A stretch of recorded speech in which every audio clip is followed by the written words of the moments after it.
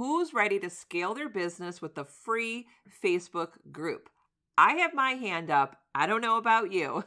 All right, today you are going to get all the strategies for scaling a free Facebook group. Yes, you can create leads and make money through a group. It's not icky sales tactics. Trust me, these strategies work. Say hello to Christina Jandali. She's a confidence boosting, cash creating business growth specialist who helps coaches and course creators build a raving fan base and produce scalable profits by hosting a free Facebook group.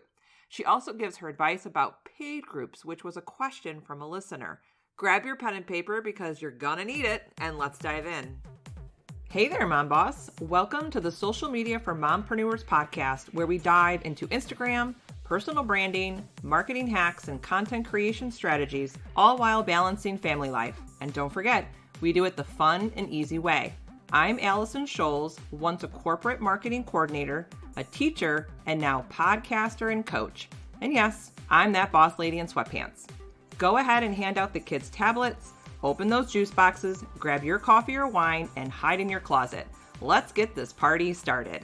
Hey, Christina, welcome to the show. Hey, Allison, thanks for having me. Well, I'm excited to have you here. And normally I'm always talking about like branding or Instagram. So I'm kind of excited to like flip the script today, and we're going to dive into Facebook groups, how to scale our business with the free Facebook group. I have a Facebook group. I absolutely love it. I think it's an awesome way to connect with your audience and just go a little deeper with them and really understand like pain points from your audience. But before we get into that awesome information that I know you have for us today, introduce yourself and let us know what you do. Yeah, so my name's Christina Jandali, and I am known by many as the go-to expert when it comes to Facebook groups.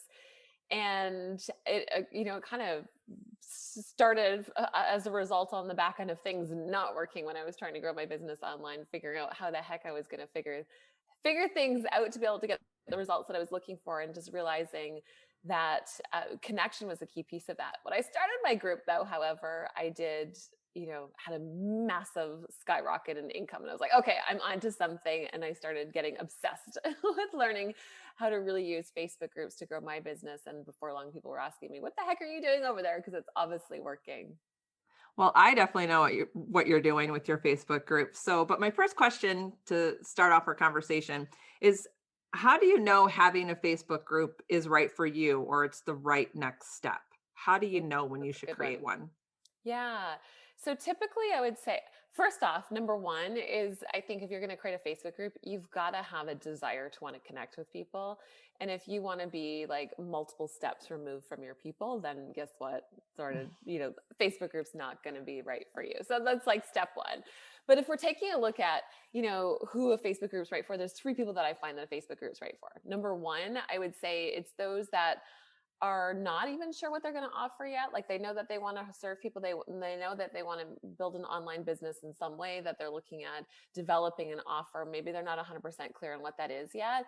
They can use a Facebook group to start building community and start doing market research to learn what their people want, to help them dial in and craft that offer. So early stages works great for that.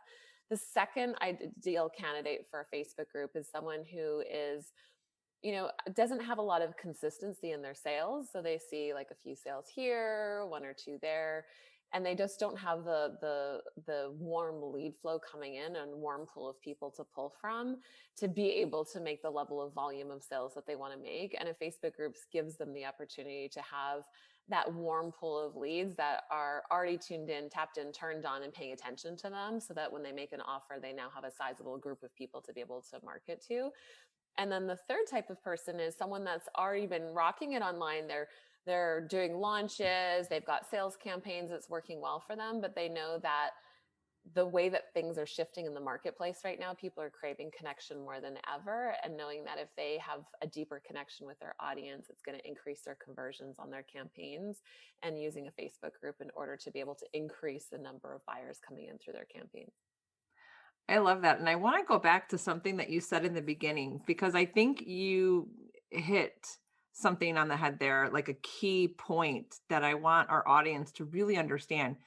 When we are in business, I feel like many entrepreneurs, when we start off in business, and this is how I started, I thought that I had to have like the service or the product first, And then I had to like do everything after that. And what I have found in the last several years, it's really about building your audience and the community first and get that rolling. And then the offers will come later. And when you do it that way, selling your offer is a lot easier. Would you agree with that? Oh my gosh, so much easier. Because otherwise, it's like, and I have the same thinking too. But so often we try and make decisions about what we're going to do in our offer in a vacuum, and we just think it's like this is what people want, and then we put it out there, and then you hear crickets, and it's like, okay, that obviously didn't land. And so, no, it's absolutely key to be able to understand and really uncover what your people are looking for and languaging that they're using, so that when you speak, they actually get it and it lands with them. I couldn't agree more. Now, let me ask you another question. Do you have any strategies on how to get your ideal clients or your ideal audience to your Facebook group? Because now we want the group, right? We want to create that sense of community and connections in that group. But how do we get them there? What strategies do you have? Yeah. So the first thing, I mean, one of the key things is we need to make sure that your name is actually going to call forward your people. Because if you have a lousy name, and oftentimes what I see a lot of people doing is they try and have like cutesy names. And so they'll do Mm. like a play on words, but it's not really searchable. And so when someone looks at the name and the title of the Facebook group, they're like, yeah, I don't know. Like that doesn't, I don't know if that's for me. And then they keep scrolling and then they don't go and they don't click to join. So that's just kind of a key piece of just recognizing you want to have that name nailed down. But when you're thinking about building your group, just like as you're building your email list or anything, you want to be thinking about what's in it for people to join. Like, why would they want to join? What are they going to gain from it?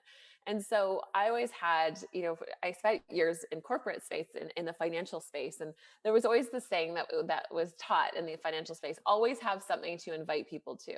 Right? You always want to have something to invite people to. You want to have a reason for them to join. And the fact is that you can't just saying, "Hey, I've got this community, come join," isn't reason enough for people to join anymore. There's many communities, many places out there. Just like it's not like someone's going to come on your email list and you say, "Just become a subscriber." Okay, but what am I going to get out of it? Why do I want to be a subscriber? Because I could be anyone's subscriber, right? Like, give me something good. So you want to think about, just like you would have a free gift or an opt-in for your email list for someone to enter their name and email in exchange for this free gift. You want to have something in your Facebook group that's of value for people to come in and join. So maybe it's a PDF, maybe it's a video training that you have in there, maybe it's a free challenge, maybe it's a weekly show that you're doing on a series on a topic, maybe you're doing an interview series, whatever it is. You want to have a result based something that's inside of your group that you're inviting people to, and it can change over time. Once you have that, then now the aim is, okay, how are we going to spread the word and let everyone know what's there? Because there's no good if you've got the best kept secret and the best, you know you've solved the problem and no one knows about it. That's not going to do you any good. So you have to think about all of the places where you are marketing yourself, all the places where you're visible, and making sure everything is pointing back to your group. So if you're doing an interview like this, make an invitation for people to come to your Facebook group. If you have people opting into your email list on the thank you page, send them to your Facebook group. In your emails and your auto signature, send them to your Facebook group. In the banners of your public pages, invite them to your Facebook group. Whenever you get the chance, you're making the invitation for people to come to your Facebook group, and you're driving your traffic there. And when we're taking a look at traffic for your Facebook group, there's only really three forms of traffic to get in front of people. So there's free. So that's all your social media, your interviews, guest blogging, guest posting, podcasting, media, right? If you're getting publications in the media. So that's all your free methods to get in front of people. The second way is paid advertising, pay to play. So you're paying for ads, you're driving traffic that way. I recommend you send them to an opt-in page first and then to the group, not directly to the group, so you can capture their email address. And then the third way of the third method of traffic is joint venture. And joint venture traffic is hosting a summit or a giveaway series or something where you're in collaboration with other people and you have the opportunity to be able to take advantage of someone else's audience and the invitation there. So that's kind of what you're looking at when you're looking at growth of your group. I've just gotten into joint venture where other entrepreneurs similar to my niche But what we'll do is we'll collaborate and I'll go into her Facebook group and train on something and be able to offer a freebie. And then they'll come into my Facebook group, train on something and offer their freebie. So it's kind of like that collaboration and we're building each other's audiences at the same time. And it works really great. And it seems that the groups love that aspect. Yeah, it's something that I know many of my students do, those cross interviews. And I really think that the way that things are really shifting in the marketplace right now, and I think joint venture traffic is becoming more and more valuable just because there's more noise, there's more things going on, there's more people tuning in, and having that warm introduction from someone that they already know, like, and trust, that just automatically carries over. The authority, the trust, everything carries over because it's a warm introduction. So it's a phenomenal way of doing that. In fact, one of the ways of doing those cross interviews is even thinking about putting on an event for a month, and you have different speakers coming in for a theme that you're bringing in and interviewing inside of your group, and they're promoting to their groups, they're promoting to their audiences, and you can do those cross swaps to be able to boost up those numbers. Yeah, that's really cool. And it really goes back to building that community and making those authentic connections. So, a question that just came to mind when we were talking about, the name of your Facebook group and why join, what is your audience going to get out of it? We often preach on social media, you need to niche down in your business and be niched on social media. Do you need to stay niched within your Facebook group? Such a yeah, I think there's yes, we talk so much about niching down so we can come into focus. You've got to be clear enough to know who's in your group. So I want you to think about this. Like, you go to a party and you're hanging out, you're at a dinner table, and there's a bunch of people that are talking around with you, right? Or you're meeting and hanging around with a number of people. You're going to gravitate to the people that are like you, right? You're going to want to hang Mhm. out with the people that are like you. You're going to want to talk to the people that are like you. There's always going to be someone you're like, oh my gosh, don't talk to that person, right? Like, stay away. We don't want to talk to that person, right? No eye And contact. yeah. No, don't even look. Abort, leave, right? So we naturally gravitate to people that are like us, that we have things in common with. And if people come into your group and they don't resonate with everyone else in there because it's so general, they're going to look around the room and be like, I don't know if I belong in this room. But if you're niche enough down that when people come into your group, they look around like, wow, like, I found my people. Like, this is where I belong. Like, I really feel like this is my space. These are my people. They're going to be way more naturally engaged. They're going to want to show up more, and they're going to continue to show up more. So you want to create that experience for your people, that you're building a community of people that are like-minded. So do you think it's a really good idea if we're going to stay niched? Like for myself, I'm all about like Instagram strategy and Instagram content creation. But I know my audience once in a while wants a little more. So that's when I bring on guests, other experts to talk about other avenues in a business. It's not so much coming from me. I'm going to stay niche, but is it okay to have experts in your group to share other things, on how to build your business or, whatever is related to what I'm doing. Is that a good 100%. strategy? Yeah, because Okay. it enhances, right? It's enhancing their experience. And so they know what they get to come to you for, and you're bringing other people in to serve and support and enhance the experience that they're having with you. And the fact is, we can't be the expert in all areas, and they'd be better suited to learn it from someone who's living it, breathing it, doing it in those areas. So, yes, 100%. Otherwise, if that's the only thing that we talk about, it can get a little bit boring in Right. there. But to bring people in and to have that common interest is the glue that keeps together. But being able to expand from there and bringing in other people, absolutely, I think is a great idea. All right. So here's the ultimate question. We now have our Facebook group and we want to serve our audience, but here comes to the point of, well, how do we scale our business with a free Facebook group? What exactly should we be posting? So I like to look at it as, like, when you're looking at content in your group, there's two categories: there's maintenance, and then Hmm. there's your campaigns. So your maintenance, and here's the challenge, you guys. Here's what most people don't ever talk about. Most people think that everything's about the maintenance of what's going on in their group, and that's just maintenance. It should take a very small amount of your time, effort, and energy to focus on maintenance. Okay. And so here's what maintenance looks like. Okay. It's keeping consistency going, meaning that you're creating regular content or posts that are coming up. So this is how I like to look at it. For your consistency in your maintenance, you do one core piece of content a week. So that means a live stream. If you have a podcast, you can do a podcast interview. If you're streaming it to your group, it could be if you are a blogger and you're doing blogging, it could be like a shortened version of that into a text format. However your format, I prefer video because it creates a deeper connection much faster with your audience and allows people to engage with you the best. But you choose. You do one piece of deep dive content.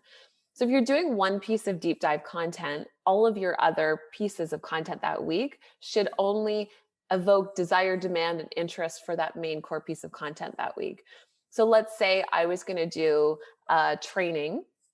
Let's say I was going to do a training and I was going to be talking about, let's say I was going to talk about engagement in your Facebook group for 1 week, right? So I'm talking about engagement for your Facebook group. So I'm doing this and I'm going to do, 3 steps to massively boost engagement in your Facebook group. Let's say I do that on a Thursday. I like Thursdays for a main piece of content. So then now what I want to do is I want to create conversation around my main topic for that week. So I don't want to scatter people. So Monday I might say, how do you feel about the engagement in your Facebook group? Oh, now I get to understand, like, what are people's experiences? Like, oh, I feel like hiding because no one's showing up. I feel like I'm not being valued because no one's engaging with me, whatever that might be, or on the positive end of it. So it's helping me understand the experience that people are having around that key topic that I'm going to speak into, which helps me better understand them and connect with them as well. They're opening up and sharing.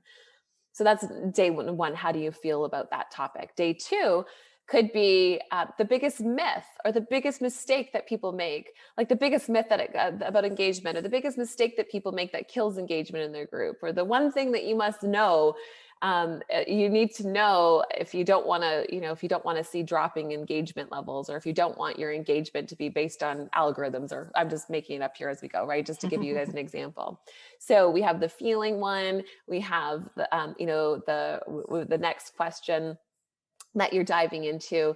And then your third one, you could do something. So we have like the question, we have the myth or the mistake, something along those lines. The third one that you want to jump into could be something about, if I could just blank with my, if I could just blank my engagement, I would finally be able to blank, or finally be able to have, right? If you're in weight loss, if I could finally lose X pounds, I would be able to blank. So you're finding out what would be their measure of success for that topic. Like, if I could just blank with my engagement, what does that mean to them? If I could just double my engagement, if I could just boost my engagement, what was the language that they would use to describe what they want? And why would that be important to them? Then I could just fill in the blank. Then they could finally sell out their programs. Then they could finally meet a man of their dreams. Then they could finally, whatever that might be.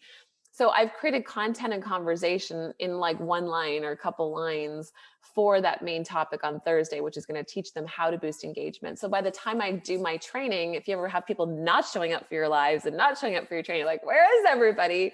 Because we haven't created enough conversation around the topic. But now, because the conversation has been going, that's the next natural step. And then let's say Friday, maybe Friday is just a fun Friday. You do a quote from what you shared, or maybe you just ask a fun mindless engagement post for people to share, like, what's your favorite book you're reading, or something that's not necessarily rated, it's just fun. And so that's your content for the week. And that doesn't take a lot of time to be able to produce, but that's maintenance, right? That's the ongoing maintenance of what it is that you're doing. On that key live stream, you can invite people, you can have a call to action to invite people into your funnel, or invite people to sign up for a webinar, or invite someone to sign up for some sort of sale, enrollment call with you, depending on what you're doing. So on that main dish training, you can make the invitation for people to take that next step with you in some way. So that's maintenance. Then we move on to campaigns. So your campaigns are live experiences that are designed to take your members and turn them into buyers. And so one of my favorite ways of doing this is like a 5-day challenge. So you bring people in, you invite people, you say, hey, in 5 days, we're going to do blank together. In 5 days, we're going to add 100 leads to your Facebook group. In 5 days, we're going to, in 5 days, you're going to do your first, you're going to create your first Instagram reel. In 5 days, whatever the outcome that it is that you're going to help people create over those 5 days. And then at the end of those 5 days, you're then moving into your offer. Okay, we've did this week. Your next step is going to be this. Here's how I can help support you with that. You're presenting your offer, and then you're going into your sales sequence. So you're really taking your whole people, your members through a free experience from free to paid, so cold to closed in a matter of a week, week and a half period of time to help serve them with that. And that's your active campaigns that are really going to be the pieces that are driving your business. So when you're looking at scaling through that method, for example, the very first time I did a challenge for my Leading a Kick-Ass Facebook group program, I did $5,000 in sales, right? The next time I did it was 55,000 in sales. The next time I did that was 85,000 in sales, and then on to six figures and so on. The scalability came from dialing in the sales campaign and getting masterful with being able to take those leads and turning them into buyers. That's where the true scale comes from. It's not coming from your daily content. That's really interesting. And I loved how you broke that down between maintenance and campaign. One quick question about maintenance. When you were doing all of those conversations Monday, Tuesday, Wednesday, the feedback you get from your members, does that guide your training on your lives on your Thursday? Yes, 100%. And I would take all of their answers and put it in a document and use their languaging, use their words. And absolutely, I mean, it's the best market research ever. Right. Yeah. And I like how you said use their language. I think that's key because sometimes we're stuck in our own heads and we feel like the language has to be like, so beautifully written. And really, that's not how we speak in real life. So we have to use their terms. And then another question about your campaigns. How often are you doing this in a month? Are you doing like one campaign a month? So I would say it depends on the person. I would say you want to do at minimum one campaign every quarter. Okay. And I would encourage probably to do it every other month. And if you're super, if here's my experience when it comes to campaigns. When you first start doing them, they feel like a lot. The more frequently you do them, the easier they get. And so when I first started my Facebook group, I did 3 challenges in 6 weeks because I found it so hard to do the first one that I just wanted to get out of my own way and just get into motion of doing it to figure it out, because I knew the faster I figured it out, the better I was going to be able to produce, the better I was going to be able to create the results that I wanted.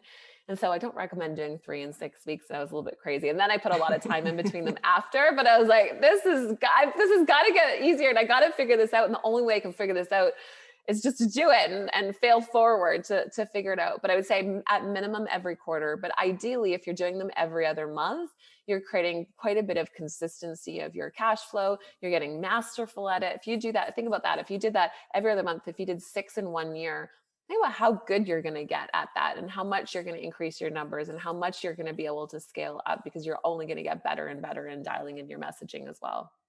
I love that. And it does seem so attainable when you say that's only 6 a year. So I love that. Now, I do have another question. And this question actually came from my audience who was wondering about paid Facebook groups. So basically, requiring a monthly fee to be in the group and, of course, get all the material and training and whatnot. So, first of all, I want to know, what is your feeling on paid Facebook groups? Like, should entrepreneurs be asking for a fee to be in their Facebook group? And then, if they are going to do it, what does that look like? What's the setup? Yeah. So first thing, the value of a free group is it's a container to create mass amount of lead flow coming in, to build a pool to be able to convert those people into buyers. So when we're looking at having a group that is for paid people only, the pool shrinks significantly, and now we're in service delivery. So the purpose of the group is now service delivery on what we promised. The purpose of the Facebook group when it's free is to be a lead generator and a conversion tool to be able to create buyers. So the purposes are very different. Now, a number of years ago, Facebook said they were adamant that you could not charge for a Facebook group, that it was against their terms and conditions. So if you ever had a Facebook group that was for a paid offer, you couldn't sell the Facebook group. You'd have to have it as a bonus. Okay, you're Mm. buying this outcome, this training, and the bonus is you're going to have a Facebook group to community to go along with it. Then Facebook did a pilot study for having a paid Facebook group where it was a subscription model, membership type thing where people would pay to be part of the Facebook group. They ran a pilot for that. The pilot was not successful as what they expected. And they decided not to fully roll out the campaign.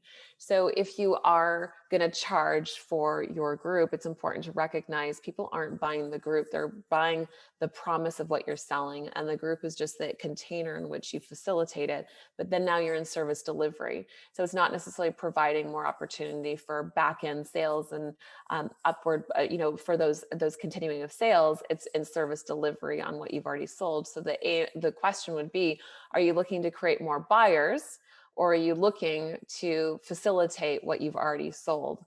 And that gets to help you determine what type of group you're intending to open up. So, do you think it would be a good suggestion for entrepreneurs to keep your Facebook groups as free so you can get the lead generations, right? Drive massive traffic, grow a community. But then beyond that, if you wanted to, I mean, you can build your own membership or subscription off of your website. And then when you're doing your challenges, right? You're doing your campaigns, lead into a membership program. And then that's where you would give your services and your promises through that, but keep the Facebook group as a lead generator.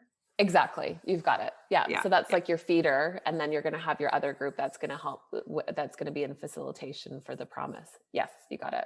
That's awesome.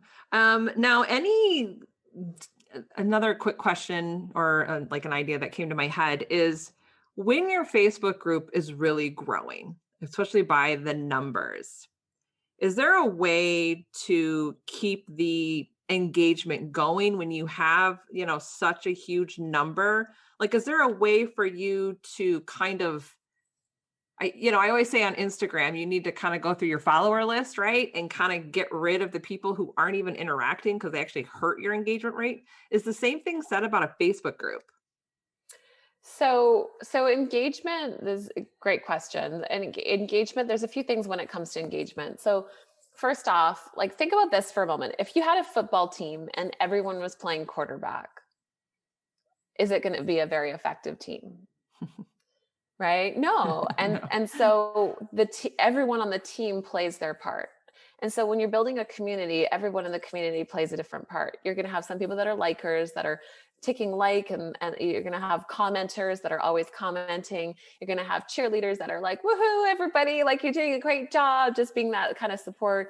You're going to have connectors who are wanting to connect members or connect members with other people outside of the community, that they're looking for resources or things that are supplying that connection point for them. You're also going to have lurkers, and lurkers are the people that are often the buyers, I might add. They're watching, they're consuming, they're reading, but you don't necessarily know that they're there. And so you need all of those type of members in your group to create a true feel of a community for it to work together. Now, as your group grows, your engagement is your percentage of active members will drop. Just like when your email list, the bigger your email list gets, Mhm. typically your open rates are going to drop. They're going to come down a little bit. That's just part of scaling and growth. You're going to start to notice that. But you absolutely can keep that higher heightened level of engagement in your group. And engagement on your group is going to depend on two things. So you need to have meaning Facebook is going to be showing your content, your posts to people. It's going to be based on two things. It's going to be based on having a consistent stream of new members coming in. Now, this doesn't need to be a massive stream. It can be a small trickle, but consistency is key.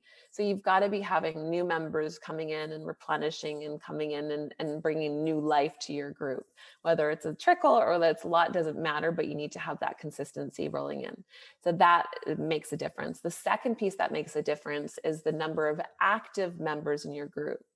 And so you can check the stat in your group insights, but your active members are not just people that are liking and commenting. Your active members are actually people who like and comment, yes, the obvious pieces, but they're also consuming your content, meaning they're clicking read more. They're Mm. watching your videos. So even though they might be lurking, they're still actively participating, even though you can't see them. So Facebook looks at your active numbers and making sure that your active members are decent enough to warrant them to show your group to other people, to show your posts and share that to more people. So that's what really matters the most. It's not so much about whether or not someone's liking or commenting. It's about whether or not they're actually active in the group. Thank you for clarifying that. That really made a lot of sense, and I'm happy that I asked that question. Yeah. So this was an awesome conversation, and I feel like in a matter of a half hour, I just learned so much more about Facebook groups. I'm excited to do more with my Facebook group. So where can our audience connect with you? Yeah. So the best place to connect with me is on Facebook. Go figure, right? I was expecting that answer. We are excited that answer. So you can find me at Deliver Your Genius on Facebook. And that would be the best place to find me. And I also have a little something for your audience if Yeah. you're so one of the things that I wanted to put together for you guys, which is like we were talking about, naming your group is a key piece, right? Like having that perfect name and making sure that you're coming into focus for your people. So I've got a naming blueprint for you, which is my template on how to name your group. I've got a little bundle for you. I've got 3 little things in there. So naming blueprint, which gives you your that template to have that perfect name, and there as well as the perfect intro post. So you can learn how to create the perfect intro post to introduce yourself. Like how do you introduce yourself in a way that you create credibility, but you also create connection. And then the third piece is just a little grow your group mini course in helping you with getting some new members in your group. So I've got a little bundle for you. Well, that's awesome. And I will make sure that that link is in the show notes so our listeners can grab that. And of course, I hope to have you back again. And thanks so much for being on the show. Thanks for having me, Allison. Thank you for tuning in today. If you loved today's episode, then please head over to iTunes, social media for mompreneurs, and leave a review. Your review helps grow the show. And don't forget, head to bossladyandsweatpants.com to grab all my freebies and hang out with me on Instagram at Allison Scholes. I'll see you soon.